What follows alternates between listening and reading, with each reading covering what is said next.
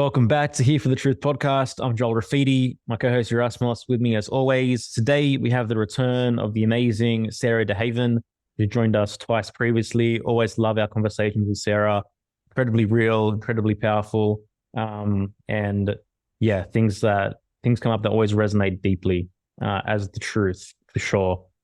For those that don't know, we have a membership community. It's called Friends of the Truth.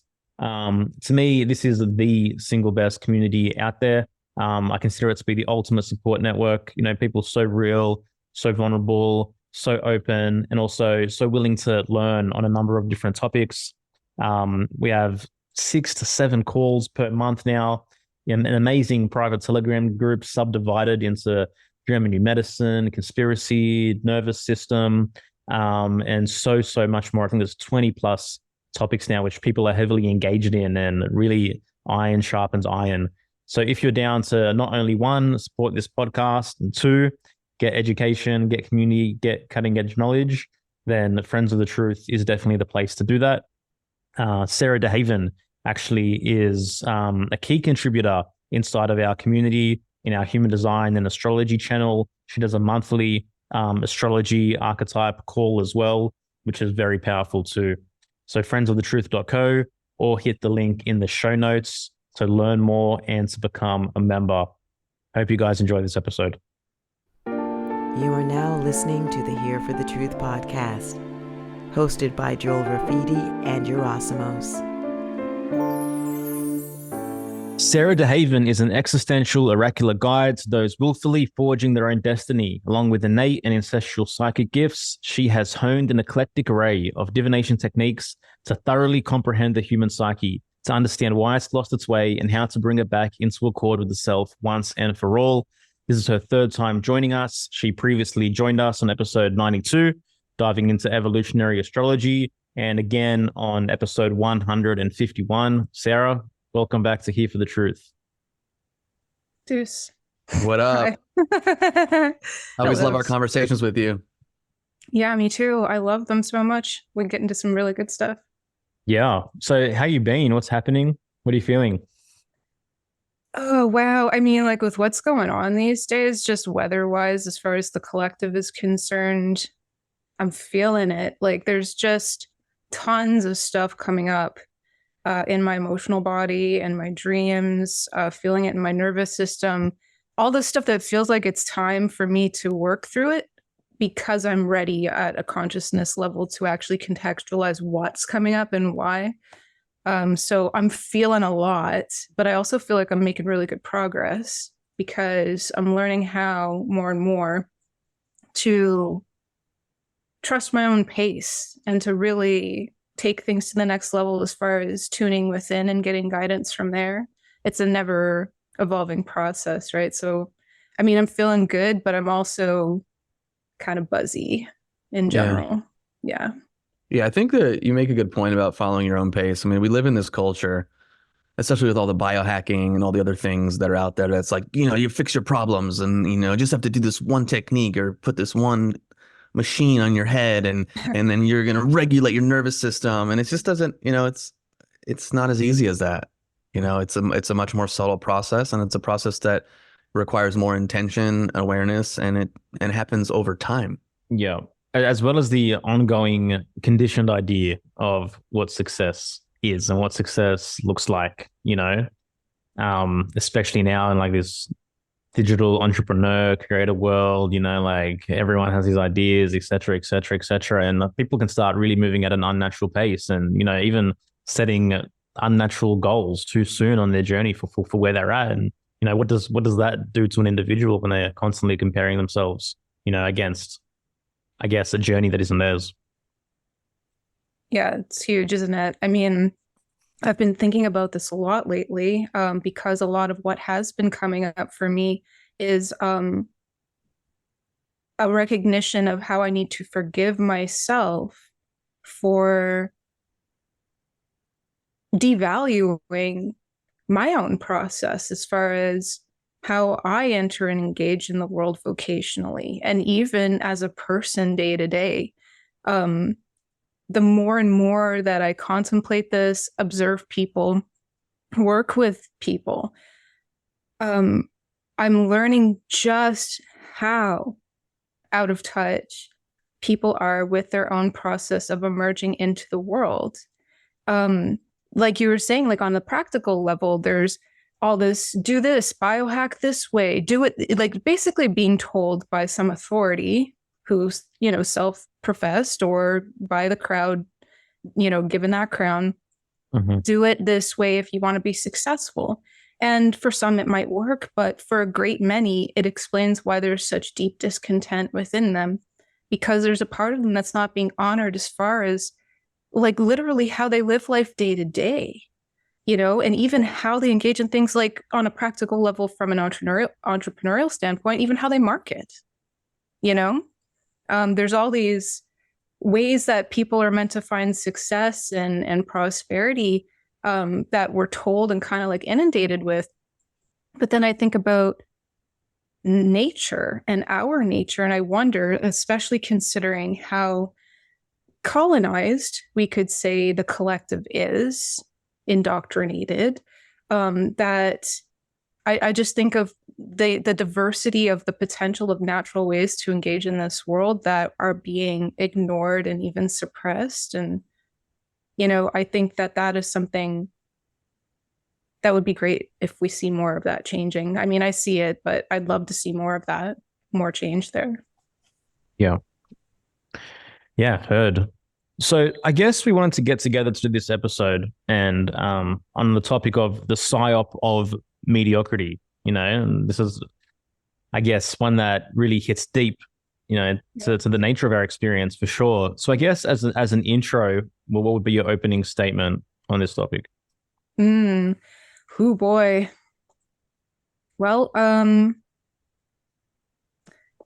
like I was saying to you guys earlier, it's like mid is not normal. It's not fucking normal. It is a fact that every single being, and we'll stick to humans in this case, incarnates with a genius that is completely unique to them. I know this for a fact because this is my work. I study the human psyche from the esoteric point of view, but also from a psychological point of view, using modalities like astrology, for instance. And I use evolutionary astrology, as you both know. So I'm looking at patterns generationally and in someone's current life. And you can see every single soul that incarnates here has a special gift that we could say is endowed by God or nature or whatever. Either way, it's their ticket to success in life, to happiness, to fulfillment, to health and well-being, to contribution. And so to me, like the Psy-op of mediocrity, it's like obvious to me that we can't have that kind of vitality emanating through all beings, because if that was the case, it'd be much harder to control them. So if we can control their minds as early on as possible and generationally, so that it's self-perpetuating through the parents, through the community, through the educational system, etc., religion, then what we can do is brainwash them in their most vulnerable years and prevent their thriving. And then we can just medicate them when they start going haywire so that they can comply and be good little slaves. And when I say this, it's like, well, who are they? Blah, blah, blah. But it's very obvious that there is a class system here on this planet among humans. And the vast majority of humans are in what's I would consider a serf class of individuals. So what comes with that is being controlled. And so to me, there's this, we see this kind of like pseudo ideal of success, like we've just been talking about a bit earlier here. Yeah. This pseudo ideal of success that we are told we must chase. And I think that's part of the reason why there is so much mediocrity, because the pain of not fulfilling that standard is felt so deeply that it literally, I mean, it suppresses life force energy, it suppresses vitality, and vitality is synonymous with things like self-esteem, creative self-actualization. And if you can't access that vitality, then it's very hard to get the engine going to build momentum, you know? So to me, it's very simple why there's so much mediocrity. But now it's like, well, you know, the people who are feeling that discontent and want it to end know that there's a way out. And it's actually as challenging as it can be. It's much more simpler than many would think. Yeah. What is that? Yeah. Even just the notion of chasing, you know, like the moment that you adopt this idea that I'm chasing something, like we're already coming from this position of I'm not enough or I'm lacking or this, you know. Yeah. Yeah.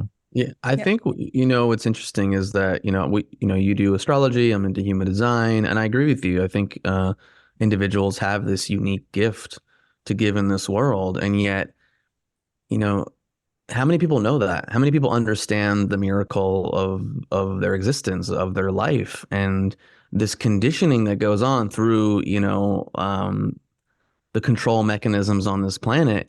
Everything's there to dumb you down. Everything's there to disconnect you from these deeper parts of you. And not only that, like, people are in this compare and contrast game. And so if you are your own authority, if you know who you are in the deepest levels, I mean, that's got to be the starting point. Yeah, sure. Receive information, receive advice, perhaps, and inspiration from others. But like when you're projecting your innate power onto other people, I think that further fuels this like mediocrity, because it's like, oh, well, I'm not that person. I can't do what they do. So I don't know, I'm just going to kind of live my life and maybe do some things, or just kind of sit there, like, and putting these people on a pedestal. And as we've seen very often in life, so many of these people that are put on pedestals, they aren't living, let's say, a holistically successful life. And, the skeletons come out from the closet.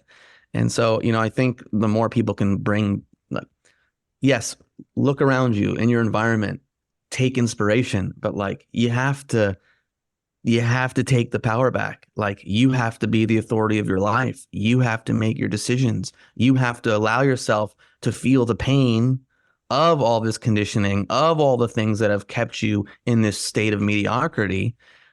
Say no to the self-medicating mechanisms that are keeping you, or keeping that stuff, down. We need to allow it to bubble up, because as we've talked about often on this show and probably in previous episodes, pain is a motivator for shifting your life and for changing. But if you're not feeling the reality of the situation, for all the host of reasons that, I mentioned that we've talked about before, like, it's just, you're this hamster on the hamster wheel. And how do you even get out of this cycle of mediocrity? Yeah. I mean, for me, I've mentioned this in previous podcast interviews, perhaps with you or maybe with like Michael Tessarian or somebody, but like it took a psychotic break for me. Like, my Saturn return was real because I was super off track. I can't say that everyone's gonna like snap out of it, but I think there's a part inside of some of us who really sincerely want to manifest spirit into this plane, i.e. our true self, at least from my perspective, right? And so there were times in my life where, I don't know if you guys ever watched the movie Get Out, but like there's this part where he talks about the sunken place. Mm-hmm. And there's this scene where the hypnotist kind of induces him into this space where his vision is kind of like sinking back, and all he sees is like a screen. Mm-hmm. Like, and he gets further and further away. I literally experienced that, and came into consciousness of the distance at certain intervals in my life before I reached that Saturn return period, where it was slowly starting to come together, how far away I was actually from myself. And it was fucking gnarly, because it's like, when you're that out of it, you're like, whoa, what is going on? But there's this sense of distance. And I don't know what it's like for other people who are on that journey, but I do think that it's so valuable to know that if you really want to come online, as I like to consider it, you can will that into existence. You can. It just might be more challenging for others than, for some than others. But I feel like part of that too comes from its generational trauma, its current life trauma. It fractures the psyche, right? It compartmentalizes our psyche to such a degree that it's very easy to lose touch with who we are and where we're going, what we even really want, Yeah, and it's very easy for certain aspects of ourselves to just take over the wheel.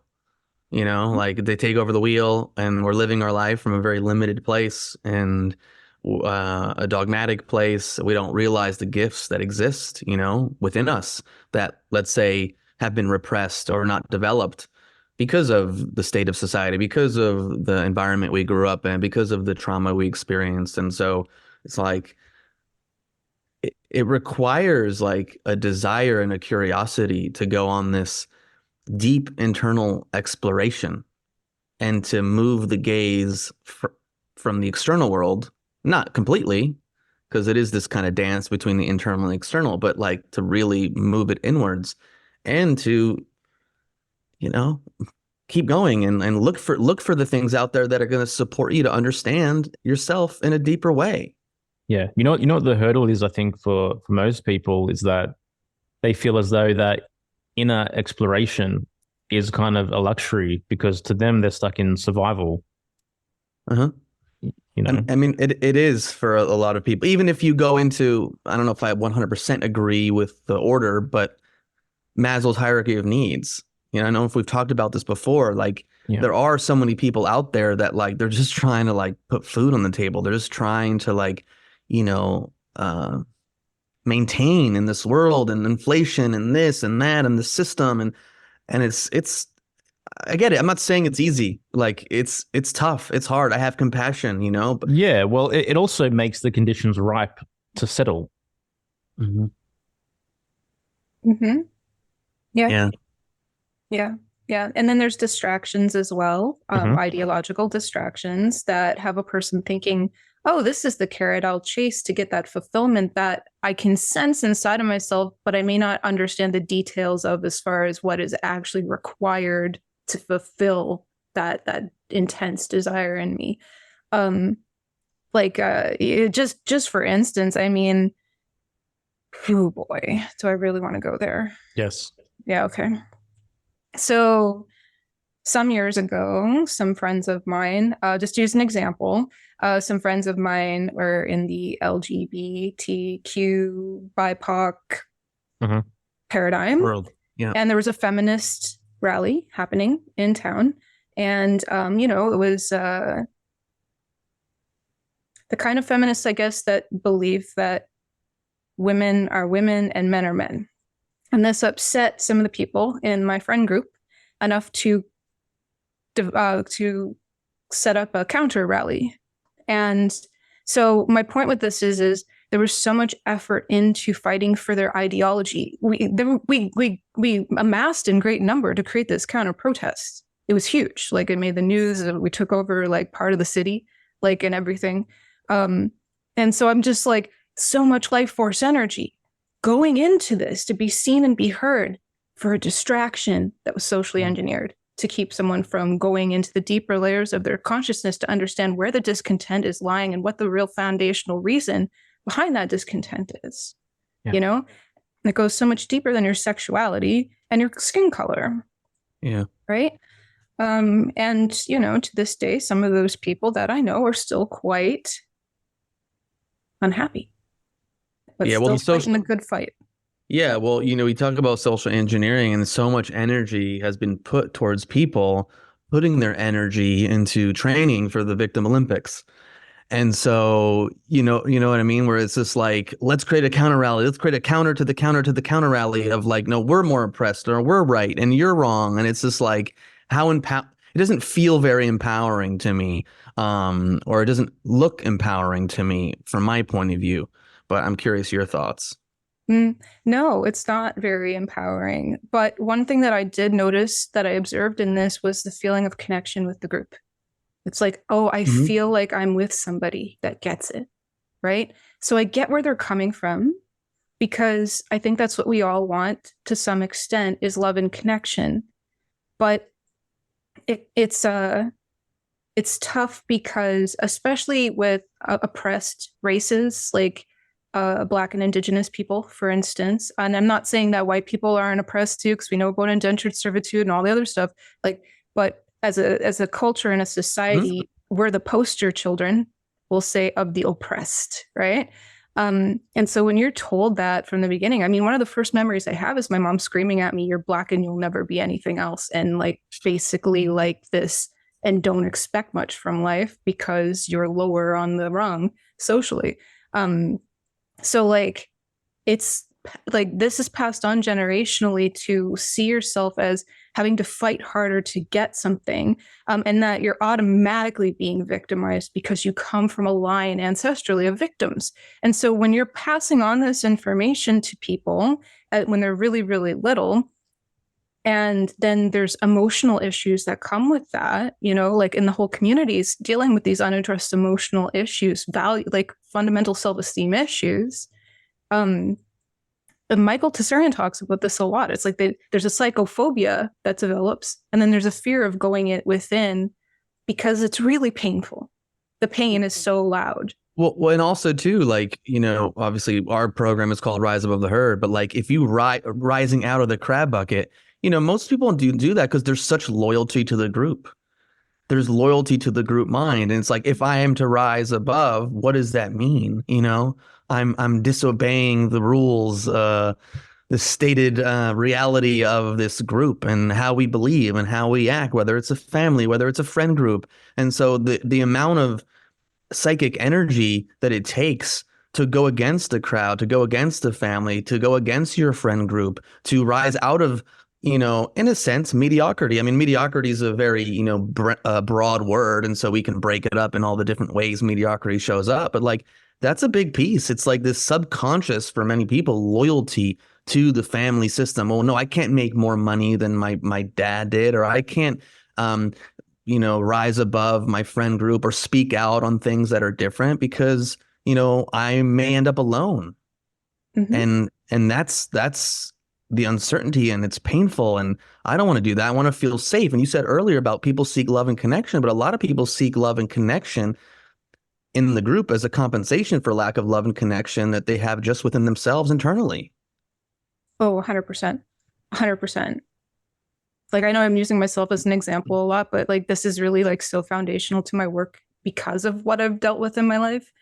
Like, I am one of those people that really doesn't know what it's like to feel safe, like in any kind of family dynamic. Like, it didn't ever feel safe to be who I was. And so I was always trying to be whoever I needed to be so that people would approve, right? And that stretched out into my community, to my friends, my classmates, and all of this stuff. Just shift, just be who it is you need to get love. And like, for me, luckily, because of that situation where I kind of like went feral, we'll say, I had a psychotic break when I was like 32. I came to realize, oh my God, like, I'm never going to get it from outside. Like, I was lucky. It was a very, very difficult time in my life, but I was really lucky to have that experience because it snapped me the fuck out of it. And it was like, oh, okay. I mean, it wasn't perfect. I'm still on a journey of like really being all out there to be myself. But it was such a catalyst moment that I don't know how it would work for all people, because I think everyone's going on a very different path with this, you know, so I don't know where the initiation would necessarily come for each person. But I want to say that, you know, I think it's so great that more and more voices are coming out to show the real diversity and also to show real love for themselves, because, like, for instance, what you guys do with Rise Above the Herd, like what you're teaching people through your own example as well is like this dedication to something that goes so far beyond the superficial to get down into the layers of what is really real, you know? And that's the only place that I feel like peace is going to come from, inner peace. Yeah. And again, like, you think about how a person chooses to live, you know, there's a philosophy that a person chooses to live by. you know, that plays into this whole mediocrity. So where are you educated? You know, how have you been conditioned? You know, what's going on in the school system? What's going on in the mainstream media? What's going on in Hollywood? And so like you really have to have like a vigilant mind, you know, in regards to how you relate to all this stuff coming at you. And, you know, output, I know, Joel, you talk about this a lot. Output is related to the input. And so what are you inputting and what has been input in you? And are you even curious and questioning that whole process? Like why I believe what I believe, why I say the things that I say, and are the things that I'm believing and saying and doing leading me to the life that likely a part of me wants? Or is it not? And if it's not, then you have to really kind of rewind and go, what has been the input?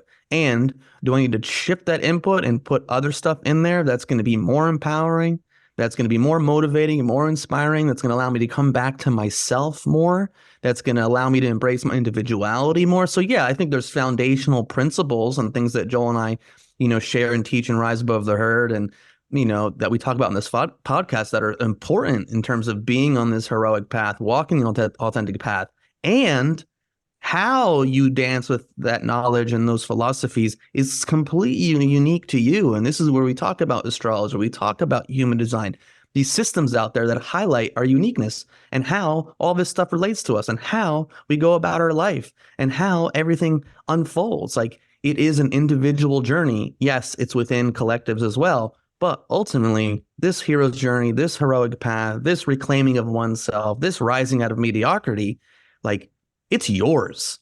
Like, that's it. No one's coming to fucking save you. We say that all the time.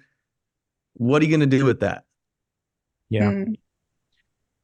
You know, just a thought crossed my mind is that waking up to the realization of the conditioning and all the insidious inputs and the burden of, you know, everything that's been layered on top of us can actually like inspire even more mediocrity. You know, just to realize when like in sometimes people, you know, they're in blissful ignorance, you know, but without the realization that I've been leading a mediocre life, and they wake up to the realization of, you know, how programmed and how conditioned I've been, and just the weight of that can be like, holy fuck, you know, like even like give rise to even greater helplessness. Yeah, because it's so momentous when you realize the gravity of the situation. Yeah. You know, Yeah. and especially if you were living a paradigm where it was like, oh, you know, that ignorant bliss, Yeah. even if it's not bliss and you're like depressed or anxious or whatever the fuck, it's just, I'm living life. I'm on this track, you know, when Seinfeld coming on, I'm going to catch friends after or whatever the hell, you know what I mean? Like, Yeah, like it's just this the like the Lego movie, like everything is awesome, you know? yeah, exactly. And then it's like, oh God, they eat babies. Okay. Yeah, no, and a lot of it, I love it. I mean, I don't love it, but you know what I mean. And then people reflexively double down and they go back into like la earmuffs, like I don't want to know what's going on, you know. So there's a choice point. There's an individual can go, wow, I have this newfound awareness. What am I doing with it? What do I want? How am I going to move forward? Do I continue on this hero's journey? And or do I go back to sleep? You see so many slip into like kind of more towards the psychosis kind of spectrum of things coming into this realization as well. Then they dedicate themselves to like fighting it and to exposing it constantly, rigorously, day in, day out, and not really shifting their energy towards the exploration and reclamation of selfhood. Yeah, that's a whole nother piece to it. That's like the opposite too. I get it, you know? You know, this actually gets me thinking about, like you mentioned, human design and astrology. These are actually great keys that could be very helpful because not only do they show the prison of, that you trap yourself in your own mind, it also shows you the key and the means to get out. You know, like it's a multi-dimensional map, these tools. So they can show you how you're kind of avoiding reality and what the fallout of that is. And then it can also show you the expression of those energies at the highest level that you are here to exemplify. Yeah. You know? But yeah, it can be really easy to project onto the outer world. Okay, we're going to fight the villain now. And not deal with the villain inside, which is our own self-hatred. It's so often such an overcompensation from looking deeper within and dealing with your shit and feeling the feelings and looking at the darkness that exists in you, because it's easy to point it out externally. Oh, yeah. Yeah, But- I mean, you become so desperate to be heard by an external force because you're not hearing yourself, you know? Mm-hmm. Yeah. And it's again, easy to do that. Oh, sorry. Go ahead. No, you go. Okay. No, it's so easy to do that. There's this woman, I can't remember her name, but on Instagram, her handle is Raising Yourself. And Mhm. she talks about healthy relationships as a parent to your child, right? But by raising ourselves first. And she talks about how we get triggered by hearing, not everybody, but a lot of people can get really upset hearing babies cry and small children being upset. And she says, and I think there's something to this, that it links to us getting triggered from when we weren't being heard, when we were being invalidated, when we were so vulnerable that we couldn't defend ourselves. And so we project it because it's so fragmented, right? At that early age, that we just automatically project out into the world and don't realize that like there's something in there that needs to be heard and like really held, and to have the patience to be with that. Because I mean, with a baby, if a baby's crying, you're not going to say, okay, I got 10 minutes, right? Mhm. You better fucking stop crying because we got 8 minutes, right? Yeah. Like it doesn't work like that. We take the time, we be with the emotion. And so, I mean, like with the baby, but we do that for ourselves too. Like that, at least to me, has helped tremendously. I 100% think that's true. And it's extremely noticeable that everyone has an instant anxious reaction the moment a baby starts crying. You know, it's like, oh, something needs to be solved. You know, like there's a problem kind of thing. And, you know, I just think back to, you know, so many individuals who were raised to like, even as infants, as babies, like to cry it out. You know, no one's coming, no one's hearing you, no one's seeing you. The way to solve this is to cry it out until you realize that. Yeah. And even, you know, beyond just like hearing babies cry, we see it within interpersonal relationships. You know, if a person hasn't connected to their, let's say, inner child or something more vulnerable within them, and then another person's like being vulnerable or crying, it's like this person's like, okay, here's a tissue. Okay, it's okay. Everything will be okay. Yeah, don't worry about it. It's fine. It's like, that person, you know, right away does not have a conscious relationship to those parts of them. Yeah, but that's basically the adult. That's the adult version of he's a dummy. Mm. Yeah. Just there's always a reason. Like when you look at human behavior, when you see things within ourselves and our reactions and our triggers, like they're not random. There are reasons for it, and either a person is curious to know why their behavior is the way it is and their relationships are the way they are, or you know they're not, or they're somewhere in the middle. And it's required. It's required if you want to heal from the bullshit that you experienced in a fucked up world, likely with parents that did whatever they could, you know, the best they could based on what they knew, based on their traumas, based on that. But like, if you want to live a vital life, a full life, an inspired life, there is going to be work that needs to happen. Can I jump in with that? Mm-hmm. I just got thinking of something. So I've mentioned this before, but with evolutionary astrology, they say that 70% of the population is consensus mode, which essentially means that, like, just to make it real simple, regardless of how successful that they become conventionally, they're still basically children who need direction from some sort of a parental authority. Then like 20% are individuating. So they're doing what you're saying, Yerasimos, as far as like taking the, you know, the initiative to go inside, figure out like, what am I? What do I really want? Like what matters to me? And then of course, there's like the remaining percentage who are kind of taking it even further and are moving into a spiritualized focus. And so it's interesting to me because a lot of people will jump right to the spiritualized. You'll notice that even in society too, where it's like you're trying to jump the line and it's like not going into the reconnection, the establishment of that connection of who am I, what matters to me. And yeah, so I mean, it's just interesting to consider that because regardless of the individuating and spiritualizing percentage, like just disregarding that, 70% is a large chunk of the population that need like some sort of a wise man or a chieftain or a parental figure to guide them. And then we see what the examples of that are in our conventional society, and it makes sense why there's so much mediocrity, because the parents don't want to see their kids thrive. Mm-hmm. Yeah, you know. P. Diddy is the person I look to for spiritual advice. You too? Yeah. Oh my God, I got to show you my shrine to him later. You'll be like, it's super impressive.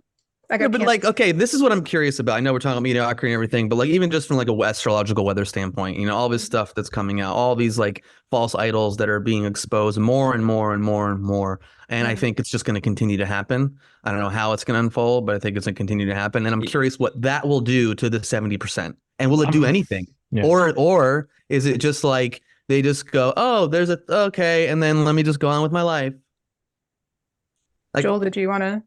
Oh man, I just feel it deeply. Like nothing can be hidden. Like anything being hidden is coming up to the fray. I think this has been happening for at least 4 or 5 years, but we see it continue to ramp up. It's like inauthenticity, incongruence. Like fuck, it's not happening anymore.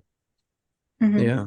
When it's also interesting to see the people that come immediately to the defense of people that are, let's say, exposed. Now, I get it. I understand in terms of like, let's wait, like anything else. Like, I don't think you need to join team A or team B, and it's good to wait to like more information to come out. But it is interesting to see people who reflexively come to defend someone. And I'm curious where that kind of the mediocrity plays into that, where people project so much on a person and then something comes out about a person and it's like, well, no, like I can't like, I have to keep the person on the pedestal, because if not, what does that say about me?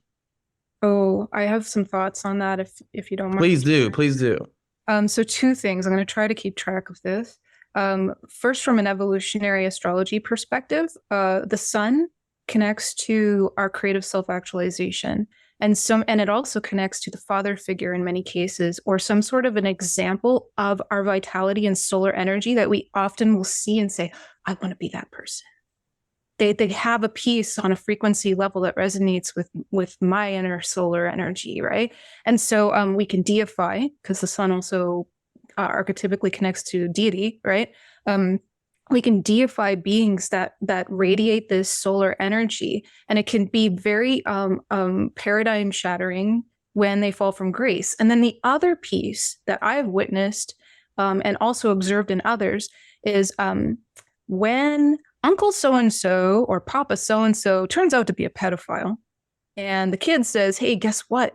This guy is a child rapist, molester, whatever. What often happens is that the women, especially, will say, you didn't see anything. That didn't happen. That didn't happen, and now I'm mad at you. You ruined our family. And the reason why this often happens is because when you think of the feminine, right? And how it's been indoctrinated in such a way, disregarding like feminism. I'm going to disregard that, but I'm just thinking of the feminine archetype. Mm-hmm. There's this fear of, oh no, like the family unit, my security, essentially. My security is under threat. And whether they're conscious of that or not, the nervous system, the animal side, kicks in and it goes into defend mode, right? Like defend my life. And if you think of leadership falling from grace, it could be possibly a derivative of this kind of paradigm playing out. Yeah, no, it makes sense. It's something to think about. I don't know. Well, just interesting, like not to get into specifics, but it's just like just interesting to see in the public sphere when certain people that have been propped up on a pedestal, things come out about them. And of course, there's a whole process that needs to happen to investigate like what exactly is true, what may not be true. But it's just, it's interesting to observe behavior. And I mean, within oh, people. Yeah, whether they're guilty or not. Sorry, Joel. Yeah. No, you're good. I mean, what you said regarding the feminine makes complete sense to me. Like even from the evolutionary psychology of relationships and that perspective, like ultimately, like women have evolved to get into relationships to have security, like whether that triggers you or not, like underlying the matter, that's what it is. So perhaps that can even become prioritized and valued over, whatever that individual man, that's providing security has done or has breached or has displayed out in the world. There's Yeah. self-preservation that comes into play too. And so like, let's not go on a deeper exploration of truth, because the vulnerability is so strong of, if that's true, what does that mean? Mhm. And for many people, it's Well, like a complete blowing up of one's life. And if it's true, anyways. what have I lost? Yeah. What's under threat? And then the nervous system, the animal side, gets way louder, right? Yeah. And so it's going to be harder to hear your conscience. Yeah. Like when that's going on. Yeah. For- And if it's true, what does it say about me? Like, what does it say about me that I decided to marry this person, or give my power to this person, or idolize this person?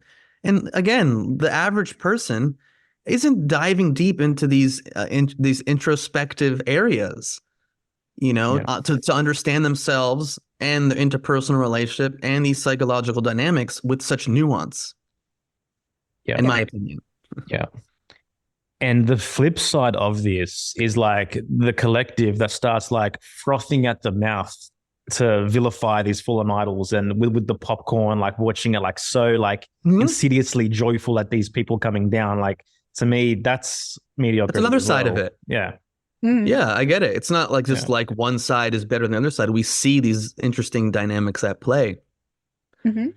And I mean, again, like cancel culture, like there's elements of cancel culture that I think are whack as fuck, and at the same time, there's a reality too, like a person that falls from grace, but what is that process? How does it look?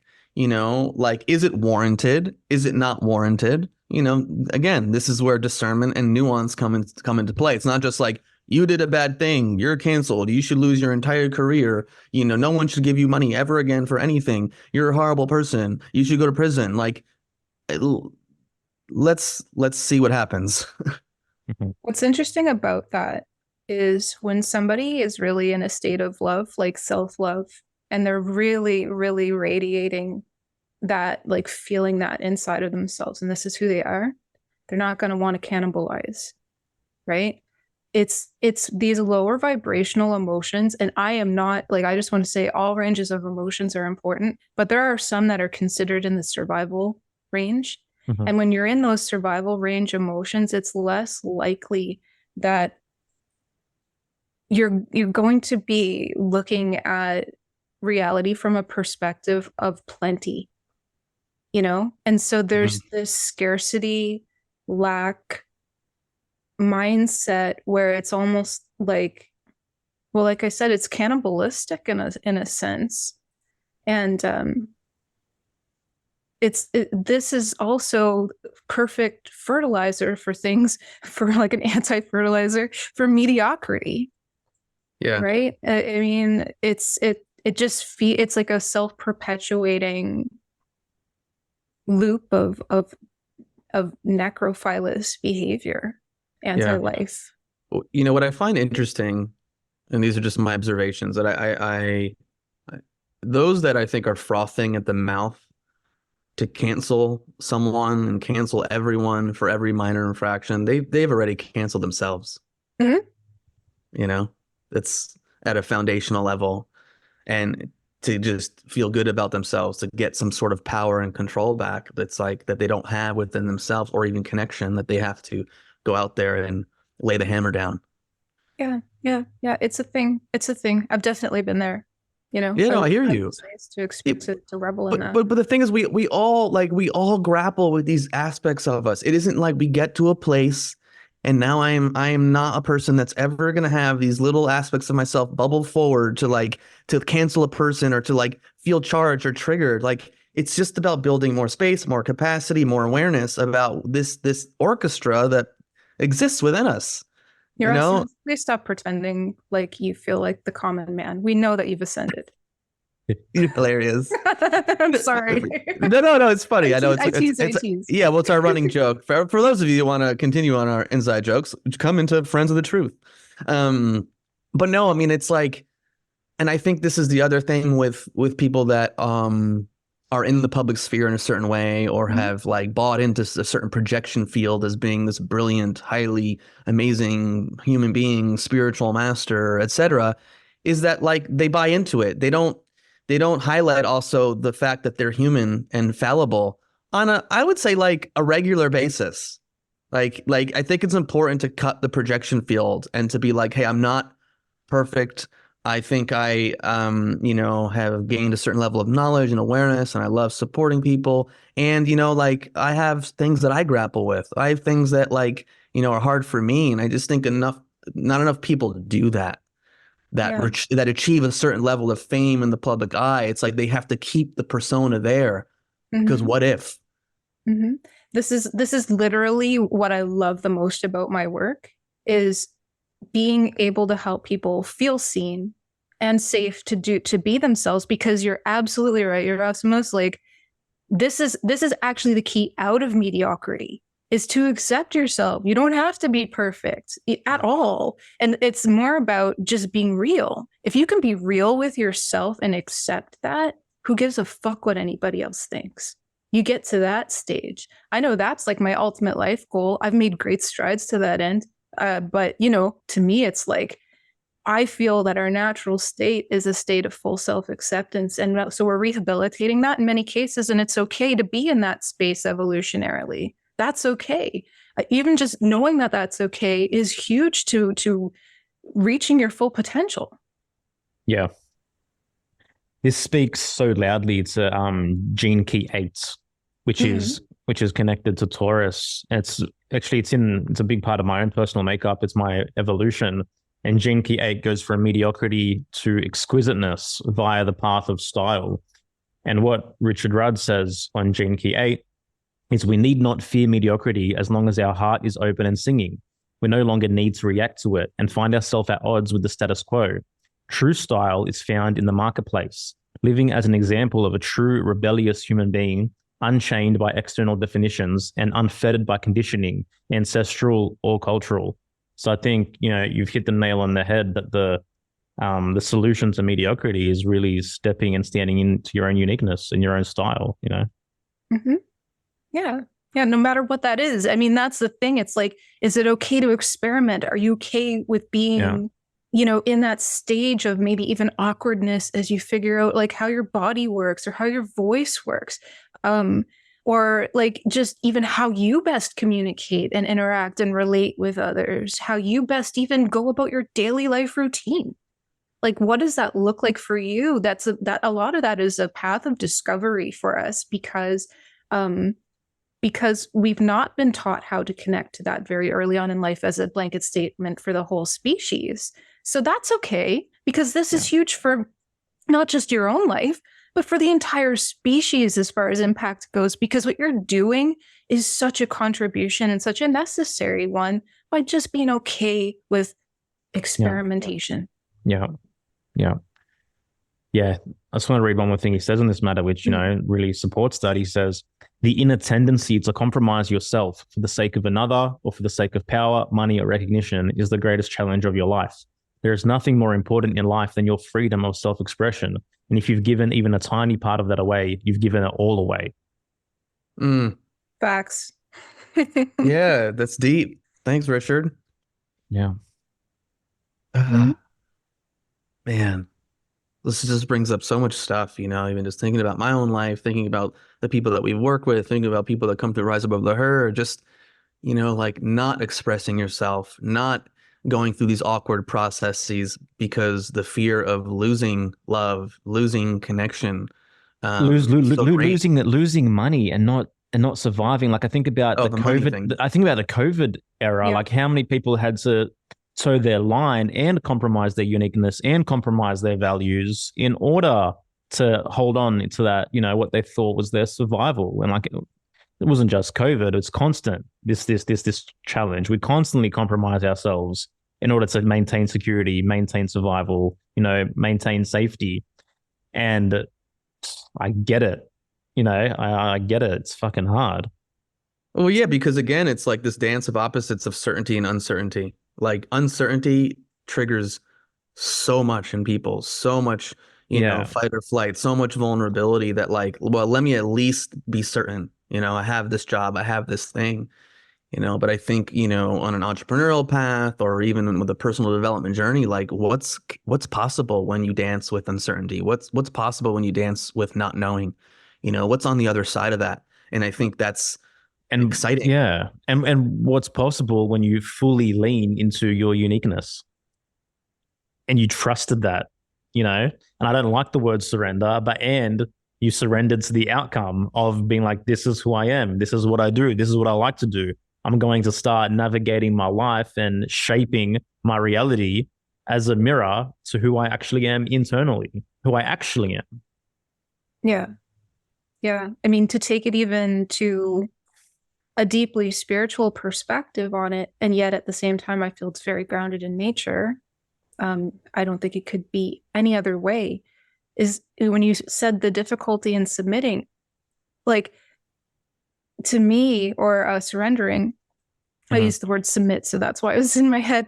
But to me, from my studies, that's one of our biggest challenges, is to trust in nature and in the divine order of this reality, and really submit our will to the truth of our actual will, which we could say is, God's will or the divine will or the universal will or whatever you want to call it, and trust that.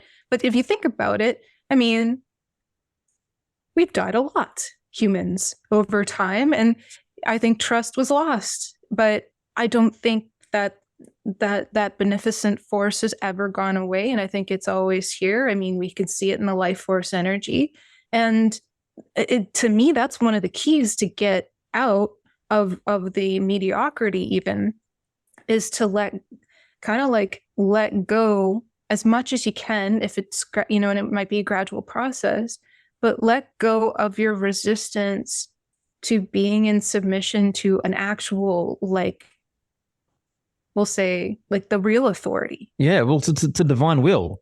Yeah. Yeah. And the funny thing about that is because it sounds scary.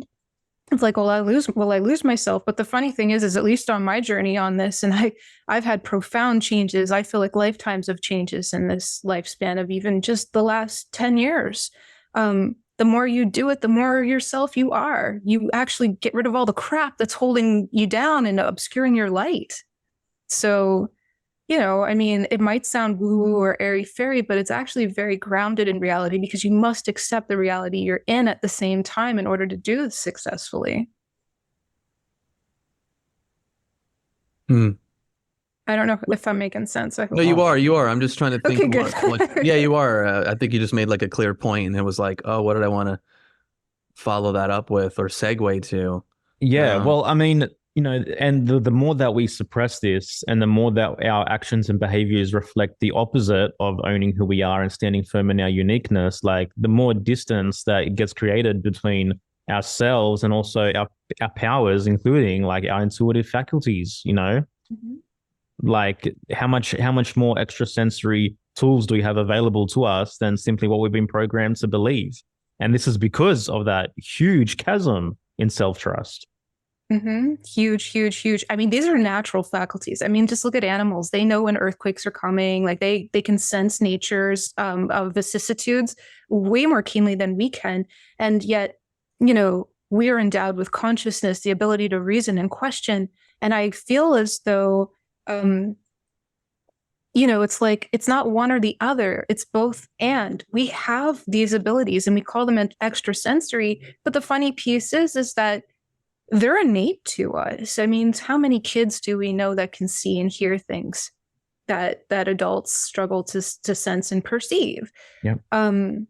I mean, I think we're just scratching the surface of discovering what we're even really capable as far as that's concerned too. It's actually very exciting to me to know that. I mean, you grow up and you hear, oh, psychics are only these people. There's only these people that have these abilities to talk to ghosts or to sense other realms or energies and emotions. And it's like, when you learn that that's actually everybody, but in different nuanced ways of interacting with these senses, it's actually, to me, super fucking exciting, because it opens up a whole new world of adventure and discovery.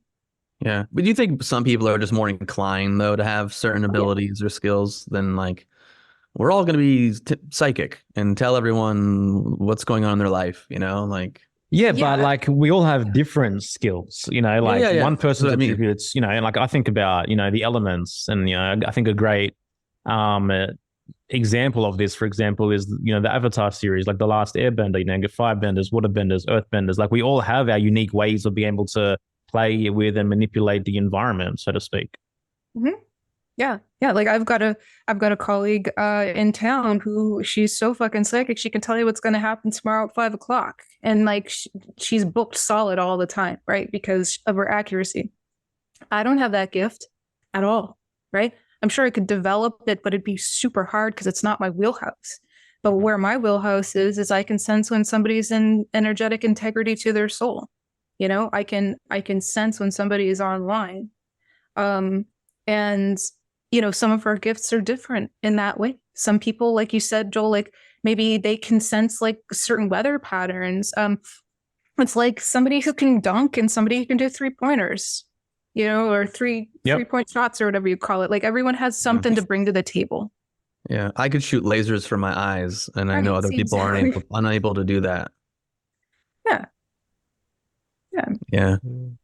But I mean, this again, like this is where we get a little bit of insight into this through, these systems of self-knowledge and divination that are available to us, but astrology, human design, gene keys, like I think about your gate 12, bro, like, that gate of caution, like knowing when, someone might be feeling a little bit, off-put or whatever it might be, like that's very obvious as a skill and a gift of yours, and that's one of the most powerful, moments in my personal journey was when I went through Michael's mystery school and I learned the teroscopic system and I got that reflection of my own personal information, through his system, and I read that card, which is my personal decanate, and I was like, holy shit, like this is what I've always known about myself, and also even not just the gifts but the shadowy sides. Like these are my fucking tendencies, and it's like there is a divine purpose. Like I was born for a reason. Like this isn't random. Yeah, this is what I was gonna ask. In that little pause earlier, I was curious to be like, well, okay, well, how does a person know themselves? How does a person rise out of mediocrity? And this is where I think these systems, evolutionary astrology, human design, I mean, just insert, there's a bunch. They've served me on my journey because they, like, on some level as an individual, I'd like to think if you're somewhat curious and you're paying attention and you have some self-awareness, you kind of have an idea of your gifts and you kind of have an idea of like your tendencies and qualities and maybe some challenges. And then you have these systems out there that just like allow you to stake your flag in the ground even more because it resonates, because it lands. And then it's almost like this, I am, like Joel said, I was born for a purpose. These are my gifts. These are the things that I have to bring in the world. And these are the areas that I may see some challenges and I can accept myself more, because a lot of times people are floating, why me? Why is this happening to me? Why do I have these struggles? Why is this thing? And then, there's like I like to think like a little bit of a softening of like, oh, okay. Not to mean you have to remain a victim and go, okay, well, my astrology says this, so I can't transcend this. And I just mean that it's just like there's something that it does where you can kind of sink back into yourself more and go, okay, there's some reasons for this. I don't have to be in this completely combative relationship with myself. I can move through this more with a different understanding and have maybe a little bit of a game plan and ultimately just get a clear idea of like, these are my zones of genius and I'm going to fucking roll with it. Yeah. Oh, as an example, I just want to say, like, it could be very practical too. Some people have the ability to create such delicious meals that they make people feel their soul. Yeah. Yeah. Like I'm just saying, it doesn't have to be, oh, I'm a psychic, or no, like, not at all. It could be a psychic ability, in a sense, a psychic ability to know the exact flavor ratios and ingredients and the love to pour in your energy into like the perfect meal that somebody needs to feel loved. Yeah. It can be something like that, just coming to mind. Yeah, and we're talking about mediocrity as this like kind of general thing, but it's up to the individual to know, like, am I living a mediocre life? You know, like, or do I realize like this is my gifts, these are my passions. You don't have to be some famous person on Instagram or someone that's on the big screen or a psychic or some super well-known coach. Like, you know, maybe you're uniquely you as the most amazing mother or father or like construction worker or, you know, and like your personality comes through and you're amazing at what you do and you've built this craft and you've put energy into building something and creating something and tapping into something that is, you know, God-given within you. Of course, man. Of course. It's the demi-hero. Very important.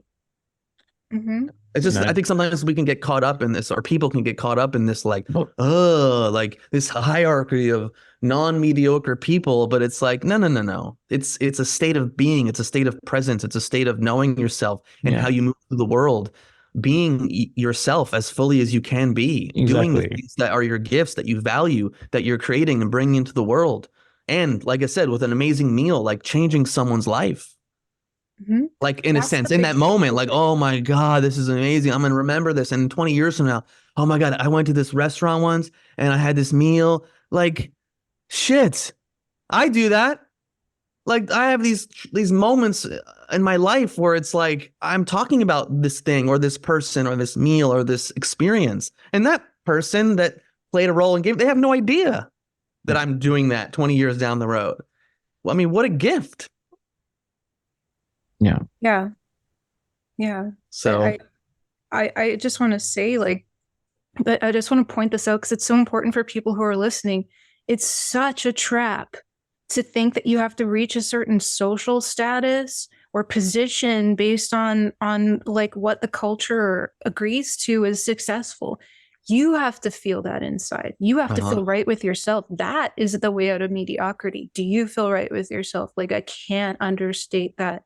Like, underscore that, I should say. There are people with millions of Instagram followers, okay, that millions of people project that this person is non-mediocre or is incredible or whatever. And yet, does that person feel that way about them truly, deeply within themselves? You know?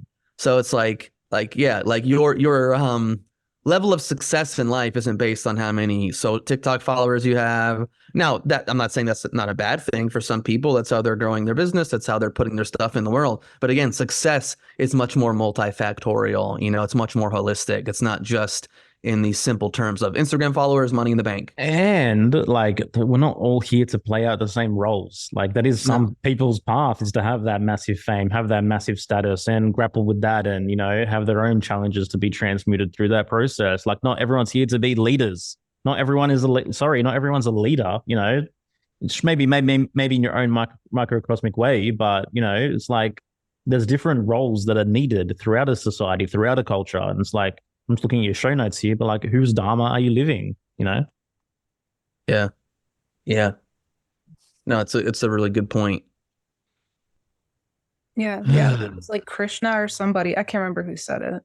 Yeah, and we all have the challenges that we're going to have to face and that we're going to have to overcome. If we look inwards, we go, oh man, that's a challenge of mine. Like no one gets out of it without having to like look inwards and go, okay, this is an aspect of me that maybe I don't want everyone to know about me, you know, and I have to navigate this, and how do I deal with it within the context of partnership, within the context of, you know, me being famous in the public sphere, within me being a politician, a celebrity, a parent, whatever.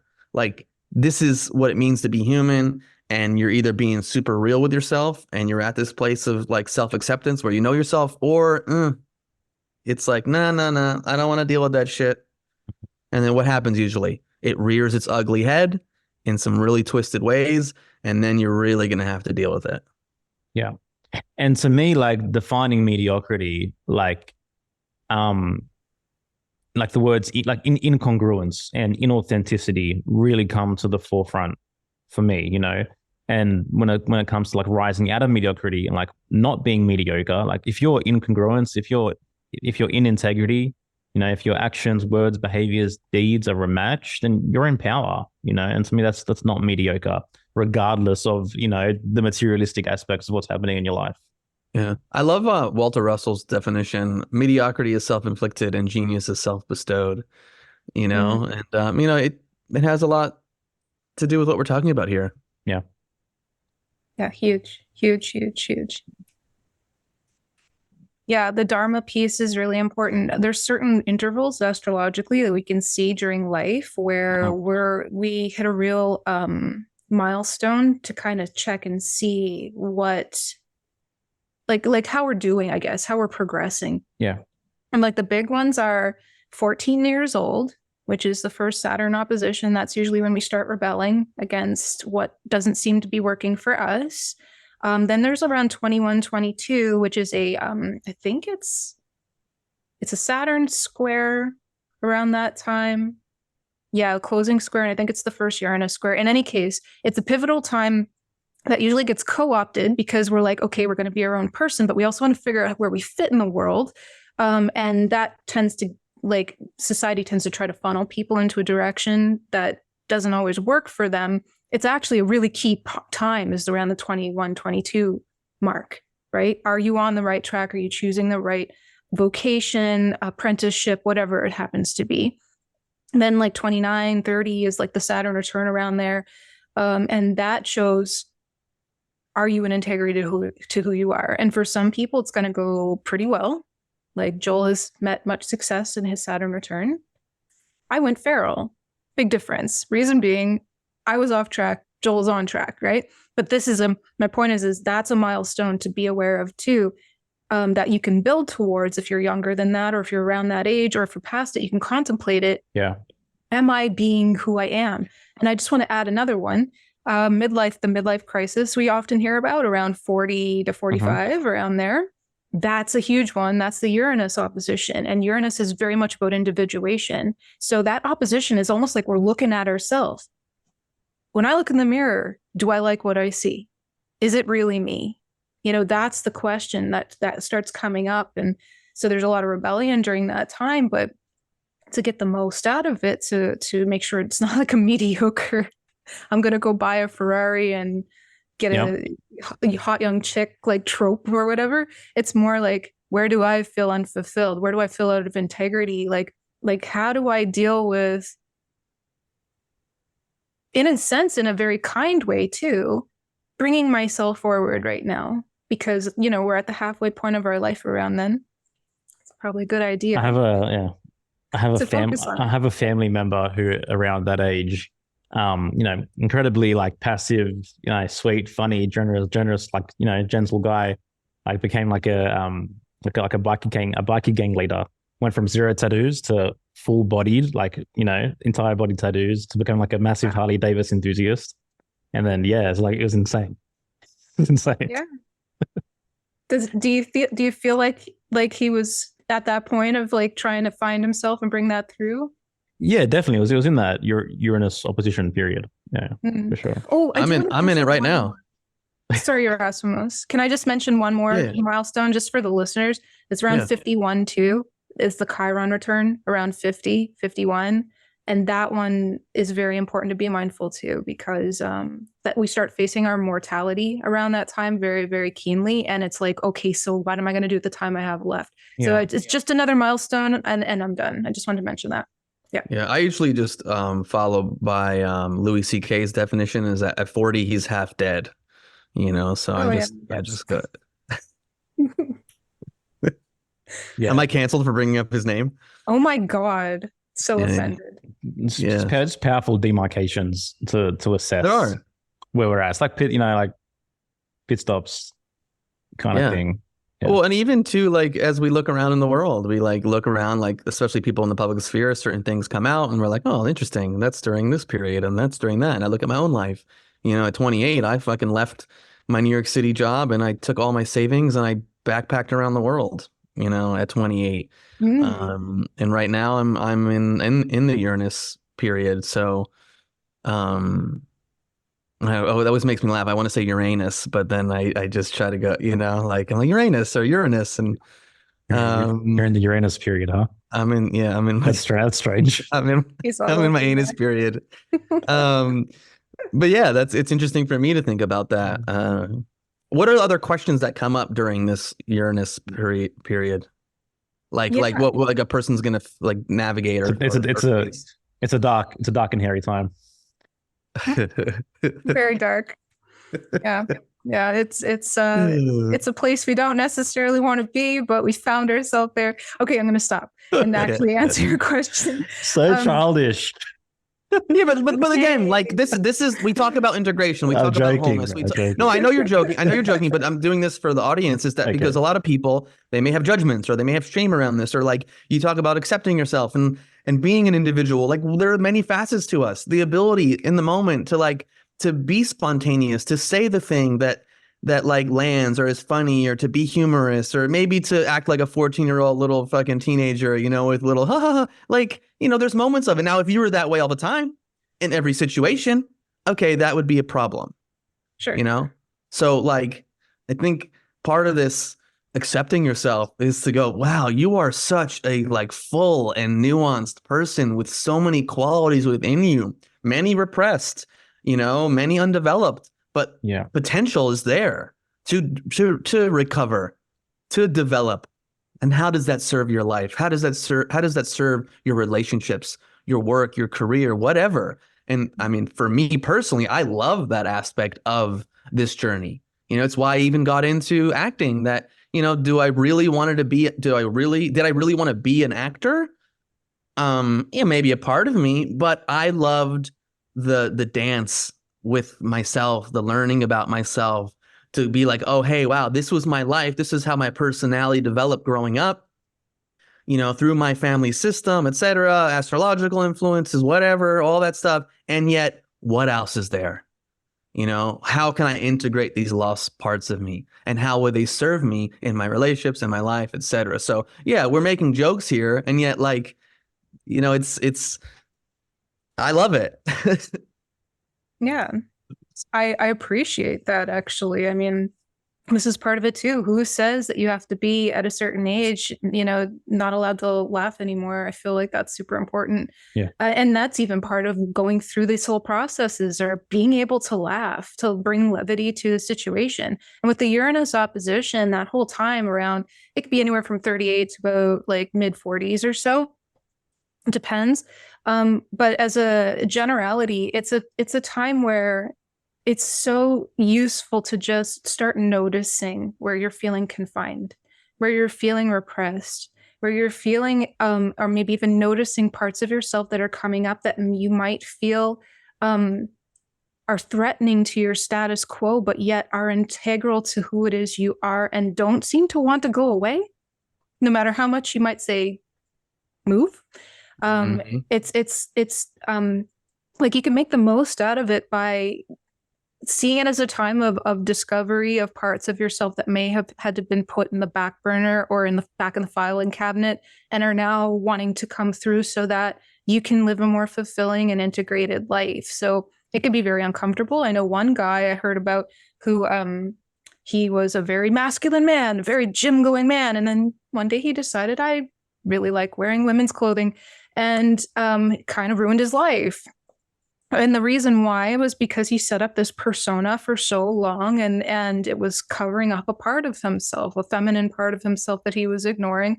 And so, it didn't really fully ruin his life. It's just, it can get really harrowing during the Uranus opposition, because stuff starts kind of it's very much like lightning and random. So certain expressions might be awkward and uncomfortable and uncontrollable. And for him, it was tough as he was trying to get a rein on it, because he was so controlled, up until that point. I mean, I'm sure he's doing fine now as the aftershock started to settle a little bit. But I find that you can mitigate those things with Uranian energy the more that you accept what's bubbling up from the unconscious, because it's part of your individuated self. And be patient with that, and even curious. And one last thing I want to mention is what's happening in the outer world. Don't be too focused on that from a fatalistic or fearful point of view, because your world might get turned upside down, your relationships might get turned upside down. Random, shocking events can happen, but if you see how they correlate to what's going on inside, you can navigate that so much more successfully. The as within, so without. Yeah. Sounds like it stinks. Well said. Yeah, definitely can. It can. Oh my goodness. Yeah. What's interesting in Tessarian's teroscopic system in his book Cars and Houses. So he says the zodiac with its 12 signs come into being because of an astronomical phenomenon known as the precession of the equinox, right? So basically, this movement is an illusion created by the wobble of the Earth's axis and the sun's apparent movement backwards or eastward along the ecliptical belt. And because of this slow wobble, astrology is possible. So he says, if you were to observe the eastern horizon every day for 72 years, you notice that the sun doesn't rise in the same place each day because of the Earth's slow wobbling motion. Yeah. And what he says is that this, the average age of a man, 72, corresponds with that 1 degree of the zodiacal cycle. Interesting. How does that work for someone who lives to be like 100? The average age of a man. But like, again, it's an interesting correlation, for us to like see that as within, so without, the as above, so below that. We're here to move through these different phases, move through these different cycles, cross through these different demarcations. And then, the journey is what it will be, like, which we don't know, obviously. But to me, it continues and there's lessons to be learned. And it's very obvious to me, like, Earth School is a reality. Like, it's why we're here. Mm-hmm. Yeah. Yeah. Yeah. And the thing is that no moment in time is going to be an exact repeat of any other moment that preceded or that will come. Mm-hmm. And so I think this is part of why it's so beneficial for us to tap into all of our sensory faculties, because then we can navigate what's unfolding in a very personal way, but is also co-creative and establishing a rapport with the outer reality as we're deepening our connection to our inner reality. This is part of flourishing and creatively self-actualizing in this life, is that discovery and also that willingness to see, to really see, not to go into a fantasy realm. I mean, that's fine at times to use our imagination for that. I don't want to discount that or denigrate it. Though, there's, I guess it's just, to me, I see everything as a constant unfolding of something new, and yet something's always remaining the same at the same time. What grade would you guys give yourselves on Earth School so far? A grade? Like, I don't know, what would you give you, Yerasimos? I'm curious. I think like, I don't know, maybe like a B minus, maybe B plus at times. I think there's some things that have gone well, and I like who I am. But but how do you even grade? I was being kind of silly. When I know, but I'm taking the hypothetical and taking it to the next level. Well, like, at this point, what is it that's being assessed? Is what's being assessed like the current state of your life in the different arenas and the cups that exist, or are you being assessed based on how you handled these demarcations and these transitions and how you went through? And I think it's. Yeah, I think it's all of it. I think because we're just giving one grade, as opposed to like, if you go to school, you have geometry, you have biology, you have all these different things, and you get different grades in all of them. So I would say, thinking about all of it, however you want to, delineate your life and the different aspects of it, and just intuitively like a little holistic grade of, like up to this point, how you've navigated these demarcations, where you're at in your current life, like where it's led you, how your relationships are, or where your life is, I wouldn't give myself an A, no way. But like, I also wouldn't say C. C is considered average, and I'm not average. It's mediocre. So I would say like, I would say B plus maybe, I don't know.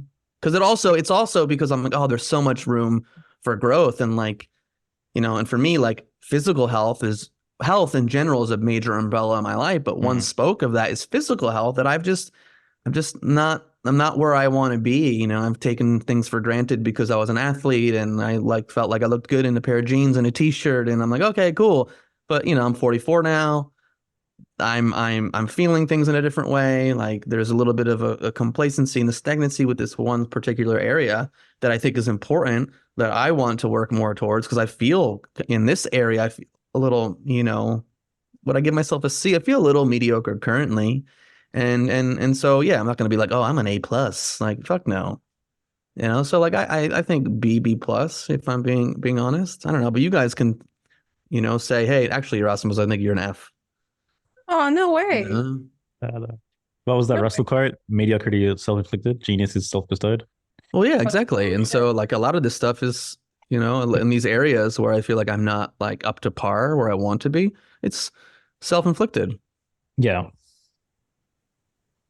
I don't know if I could give myself a grade because like when I, you know, even if you say this, like my heart just started like radiating like this whole like reassurance thing.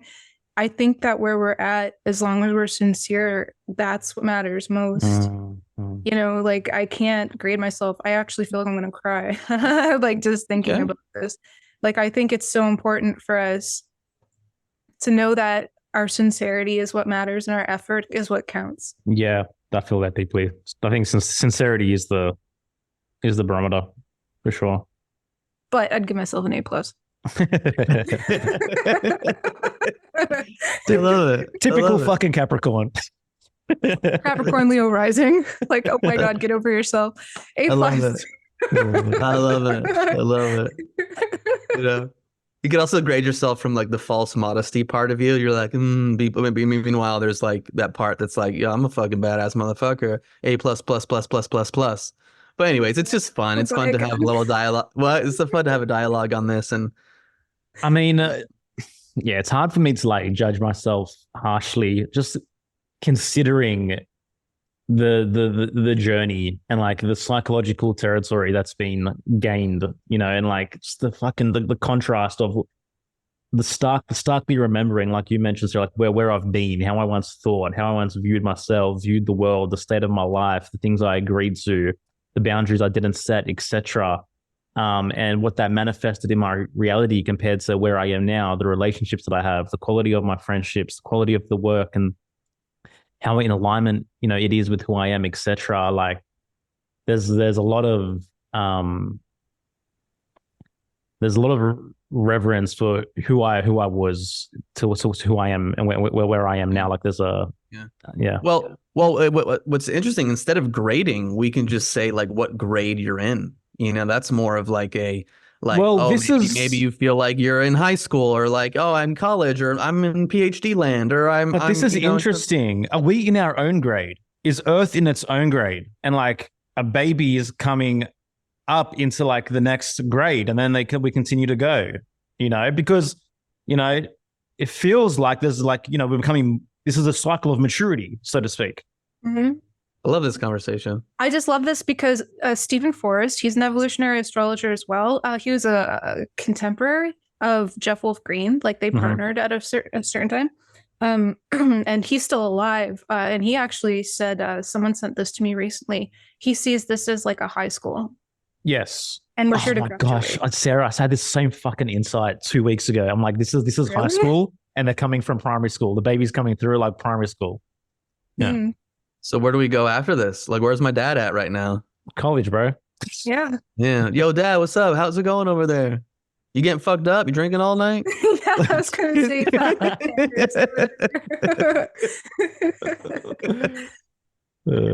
Yeah, who knows what's next? But I do feel like this is a progression. This is a progression point. Elena Bensonoff, I mention her often because she uses scalar wave technology to read things using the David Hawking scale of consciousness. And her read on Earth is 700, the beginning stages of illumination, the planet itself.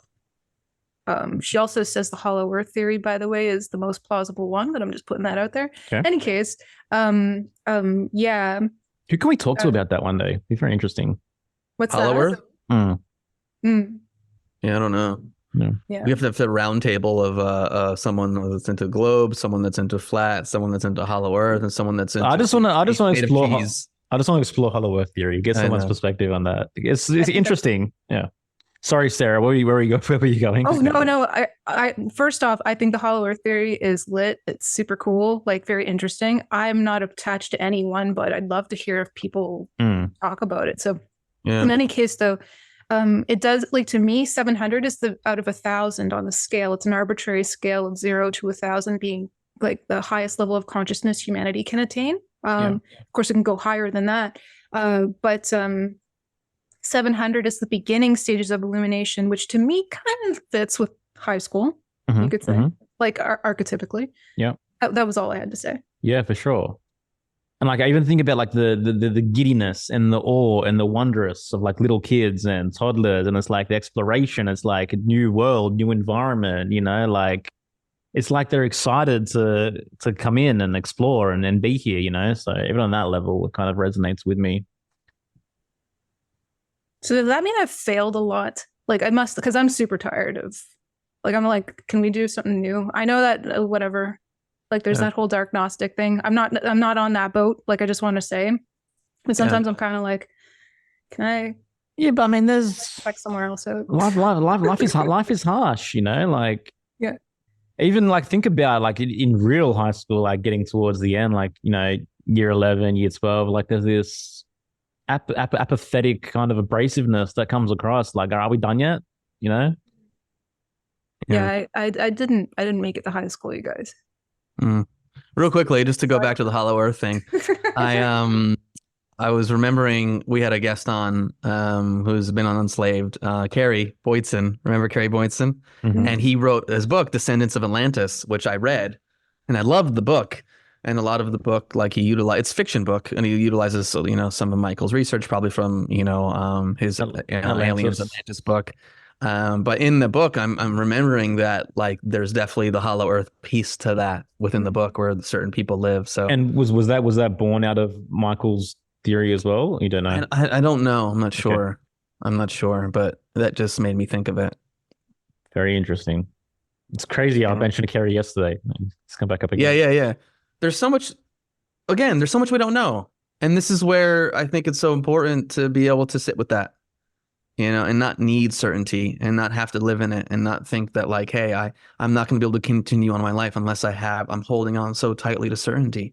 And can I be okay with it? And I think that's part of the mediocrity thing too. The Psy-op of mediocrity is that like, can you be with the uncertainty and the not knowing? Whereas I feel like, we're being conditioned through all these different institutions that we've talked about, like this is the way it is, this is the way it is, this is the way it is, this is what life is, this is how you need to be. Well, like I mean, to me, dogmatic materialism is very mediocre inducing. Black and white thinking is very mediocrity inducing. It's like if you're not being open to like the numinous and the spiritual and like the right brained aspect in the imaginal world, of course you're gonna feel fucking mediocre. Like where's the where's the lightness, where's the openness, where's the wonder, where's the like dot connecting side of things? Like that kills a person, in my opinion. I mean, just look at kids. They love to do those things, to explore and to try things and just see what this is all about. As you mentioned, I mean, like when we incarnate, many of us are very, very full of promise and optimism and curiosity. And I don't think that ever goes away. I just think it gets weighed down. I do think for a lot of us, our natural state is, however we personally express that is going to look differently, of course, but is curiosity and a sense of adventure on some level as well, Yeah.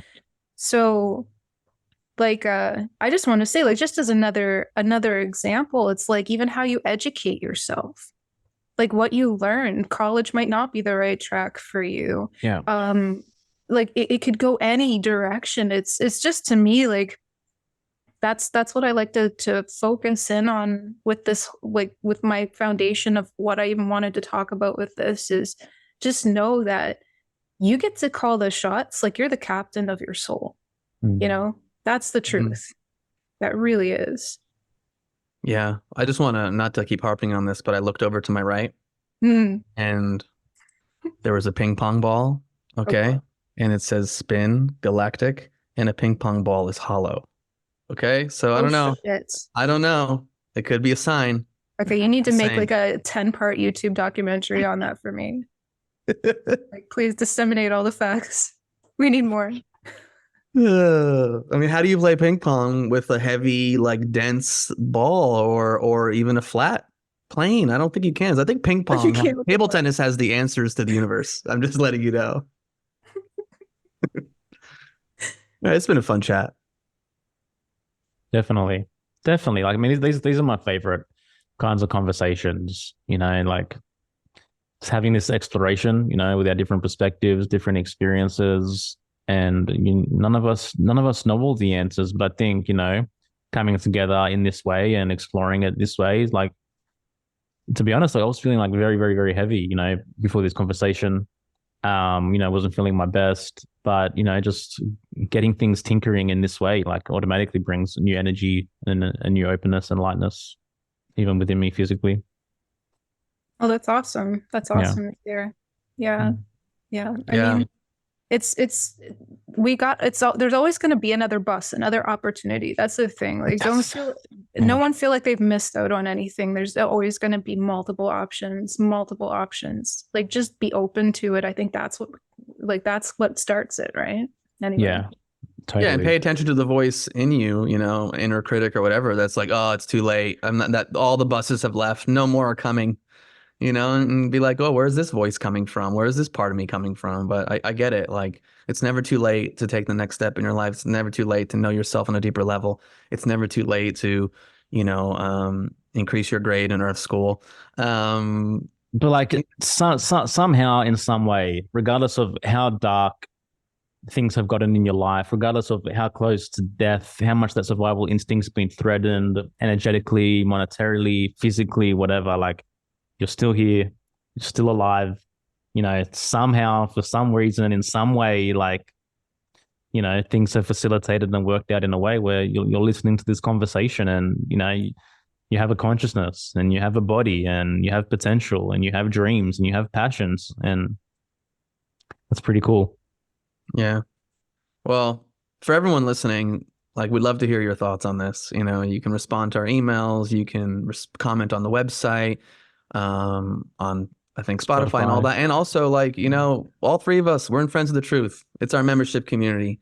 Sarah's active in there. She's cool as fuck. Come hang out with us. Come continue these conversations. Come explore the mysteries of life. There's so many conversations that go on there. It's like one of my favorite things is our Telegram community, whether we're talking about astrology, whether we're talking about German new medicine, whether we're talking about the nervous system, whether we're talking about birth, motherhood, homeschooling, like all these different conversations that people are passionate about. And I just love it. So, if you feel a call and want to continue to go deeper and hang out with us and learn and grow and challenge yourself and dance with uncertainty, like, come join the fun. Yeah, for sure. Sarah, anything you'd like to leave our audience with? And also, if they're called, how can they connect with you?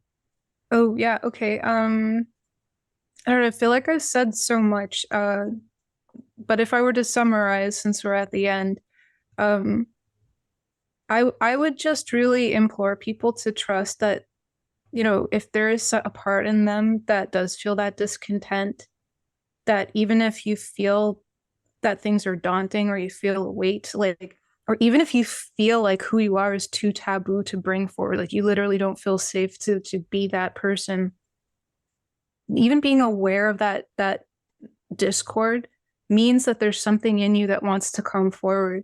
And I think it's worth discovering and finding a way to bring that forward in a way that is truly kind and honoring the innate value that you have by simply existing. Like, you matter, and what you bring into matter, you get to choose that, and you get to choose the path to that. There's no rush, it's about sincerity and persistence, and a willingness to know who you are so that you can really bring that forward with dignity and grace, really. That is what's so important to me. That's what I do in my work. I work with people who want to bring the true self forward. And one of the things that I very much enjoy about my work is being able to have these deep conversations where you can really show and explore and reveal who it is you truly are in a space where somebody gets you, somebody wants to see you. Like, I want to help you feel seen. That's so important to me because I want that for myself too, right? So this is a huge priority in my work. This is part of our power. When we know that it's okay to be seen, we can shine. And then we have more vitality. We have access to seeing the more opportunities in our life. and the kind of opportunities that bring us true fulfillment and happiness, like where we're actually on our destined path, our chosen destined path, not just a leaf in the wind, right? Or held down. Anyway, my website is adeptguidance.com. I'm also on Instagram at adept.guidance. You can just look up Sarah DeHaven, you'll probably find me. Of course, I'm in Friends of the Truth, and I do monthly astrology calls to talk about the weather and the archetypes, to help you learn and connect to yourself through those avenues. And if you want to work with me, go to my website and fill out a request form, and we'll talk. Amazing. Yeah, I just want to say, like, in closing, just super grateful for you both. You know, just so much love and respect for what you guys have been through, where you're at, and just the way you see the world. And personally, like, it's an honor for me, you know, to be here. Like, you talk about like graduating and being in different classes, etc. Like, it's an honor for me to, like, I guess, be in, you know, this class and to have these conversations and to, you know, share, you know, viewpoints and philosophies and ideas that I think come from a really empowered place. And to me, every time I've come across like deep, stark, you know, shining truths in my life, the signpost has been that it's empowering. You know, ultimately it empowers you. And that's really, really what I get from you both and from this conversation. So thank you. Feelings mutual, bro. Yeah. Same. Everyone else, thanks for listening. We'll see you next time. Take care. Smoking mirrors, I'm seeing through the illusion. Waking up in a time they think you're in a delusion. Somebody set the alarms, cause they be too busy snoozing. I'm in a DeLorean, fast forward in evolution.